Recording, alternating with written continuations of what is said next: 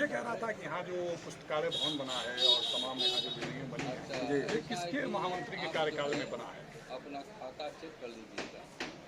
और जिस समय दयाराम पाल ने जिस समय प्रदेश अध्यक्ष बसपा थे, तो उन्होंने धन आवंटित किया, अपने कोटे का पैसा शायद 25 लाख के लगभग दिए थे। इसके प्रयास अब बता रहा अच्छा ये थे उस समय हमारे ये थे रविन्द्रनाथ राय थे महामंत्री और लालजी पांडे अध्यक्ष हुआ करते थे। जी बताइएगा। तो उनके प्रयास से आवंटन हुआ था? आवंटन तो सही बात है कि यह सबका प्रयास था। दयाराम पाल चूंकि यहाँ वकील थे, इसलिए उन्होंने वादा किया था कि मैं यदि उस योग्य होऊंगा तो यहाँ बिल्डिंग दूंगा। उस समय यहाँ छाया भी नहीं थी। अच्छा, कुछ नहीं था, कम से कम 7-8 वकील गर्मी से मर चुके।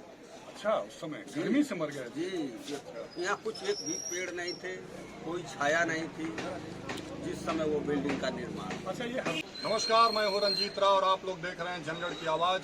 इस समय मैं कचहरी परिसर में मौजूद हूँ और कचहरी परिसर में चुनाव को लेकर आगामी जो कुछ समय बाद चुनाव की घोषणा भी हो जाएगी, तो चुनाव को लेकर एक बहुत ही उत्साह है अधिवक्ताओं में। और मैं मौजूद हूँ सेंट्रल बार के पूर्व महामंत्री श्री मान सिंह जी के साथ और बहुत ही इनका शानदार कार्यकाल रहा है। बहुत बहुत स्वागत है आपका जनगढ़ की आवाज़ में। और मैं पहला प्रश्न आपसे ये जानना चाहता हूँ कि जो इस समय चुनाव चल रहा है उसमें आप चुनाव लड़ना चाहते हैं या लड़ने जा रहे हैं? नहीं, न चुनाव लड़ना चाहते हैं न लड़ने जा रहे हैं। अच्छा जी, तो आप किसको लड़ा रहे हैं? देखिए, सही है कि इस कैंपस का चुनाव जी, इसको हम सभा की तरह इसको नहीं देखते जी, ये एक तरह से हम लोग त्योहार मनाते हैं, वार्षिक त्योहार। जी जी। इसमें जो लड़ने वाले लोग हैं वो सब हम लोगों के एक से क्लोजे हैं। जी। अब कोई जो है किसी के साथ घूम रहा है, जैसे हम कहें कि हम जो है लक्ष्मीकांत यादव को लड़ा रहे हैं, हरिद्वार राय को लड़ा रहे हैं, अजय सिंह, मतलब इस तरह से कहना। लेकिन यह सत्य बात है कि हम लोग यह जो है वार्षिक त्योहार के तौर पर इस चुनाव को देखते हैं और उसी तरह वोट भी करते हैं। जिस अधिवक्ता का ऐसा महामंत्री रहते कार्यकाल रहा हो जो यादगार हो गया हो? ये तो बड़ा प्रश्न है। बड़ा सही बात यह है। प्रश्न बड़ा हो रहा है, बड़े आदमी, इतने बड़े व्यक्ति तो सिर्फ प्रश्न नहीं, छोटा मोटा तो नहीं।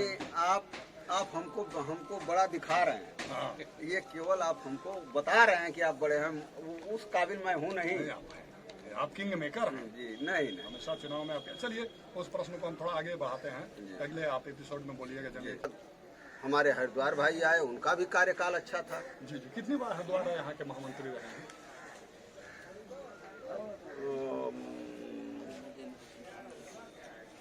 आप लाइफ लाइन यूज कर सकते हैं, किसी से पूछ सकते हैं। जी, हमको लगा कि 2 या 3 बार महामंत्री रहे। कितनी बार रहे हैं वकील साहब श्री नागेंद्र राय जी? कितनी बार? 2 बार।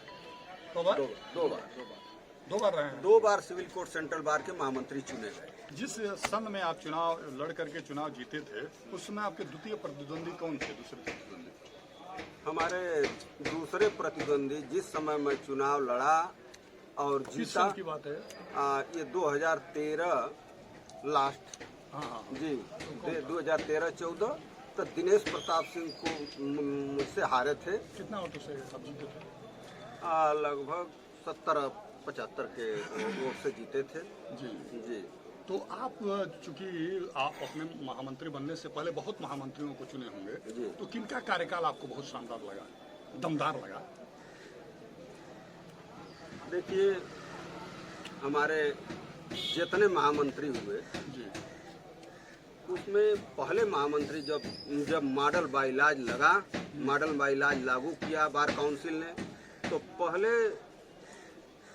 पहले सिविल कोर्ट सेंट्रल बार के महामंत्री हुए सूर्यनाथ यादव। उन्होंने एक दिशा दिया कि हिसाब आय और व्यय का, इसके पहले थोड़ा आय और व्यय नहीं होता था, उन्होंने दिया।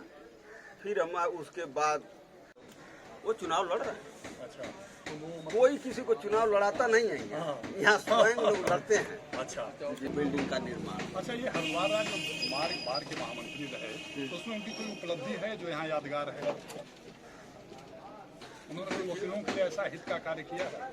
देखिए, ये जितने महामंत्री हैं सब अधिवक्ता ही हित में कार्य किए, कोई अधिवक्ता के विरुद्ध कार्य नहीं किया। किसी का कार्यकाल ऐसा हो जो नजीर बन गया हो, जैसे अभी आपने बताया जयरामपाल जी यहाँ वकील थे और उन्होंने एक नजीर पेश कर दिया, इतना बड़ा उन्होंने जो है अपना दान किया, सहयोग किया, तो किसी अधिवक्ता का ऐसा महामंत्री रहते कार्यकाल जुबान का लैंग्वेज, बॉडी लैंग्वेज, ये सब हर चीज पर आदमी नहीं सुनने में आता है कि जैसे किसी व्यक्ति से कोई विवाद हुआ, बात हुआ, सभी लोग इकट्ठा होकर वकील साहब उसको तक पीट देते हैं, कोई ये भी नहीं पूछता है कि भाई इसमें गलती किसकी है, दोनों हाथ से ताली बजती होगी? नहीं, ऐसा तो कभी नहीं होता कि नहीं, यहाँ नहीं, मैं अधिवक्ता और पूरे देश की बात कर रहा हूँ।